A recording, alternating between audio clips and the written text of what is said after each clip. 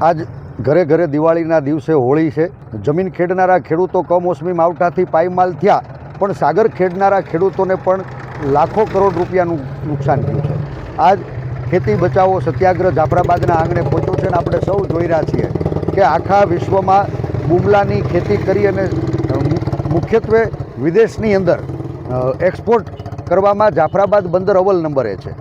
આખા વિશ્વમાં સૌથી વધુ બુમલાનું ઉત્પાદન કરનારું આ જાફરાબાદનું થાણું, સાગર ખેડૂઓ બિચારા સાગરમાં ખેતી કરે, માણસોના ખલાસીઓના પગાર ચૂકવે, એ બુમલા દરિયામાંથી ખેડીને કાંઠે લાવે, બુમલાને અહીંયા સૂકવે અને આ સૂકેલો માલ એ વિદેશમાં એક્સપોર્ટ કરે। આજ 10 દી સુધી સૂરજદાદા ડૂબ્યા અને કમોસમી માવઠાના કારણે બુમલાનો કરોડો રૂપિયાનો સૂકવેલો માલ જેવું માથે પાણી પડે એટલે બુમલાના પેટમાં હળો બેસી જાય અને હળો બેસે એટલે એ માલ ખાવા લાયક ન રહે।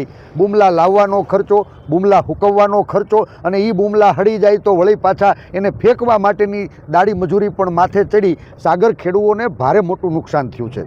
એ જ રીતે આ અમરેલી દરિયાકાંઠાના ગામડાઓ, દારા બંદર છે, ચાચ બંદર છે, ત્યાં કોલમી માછલીનું ઉત્પાદન આ સિઝનમાં વધુ થાય છે।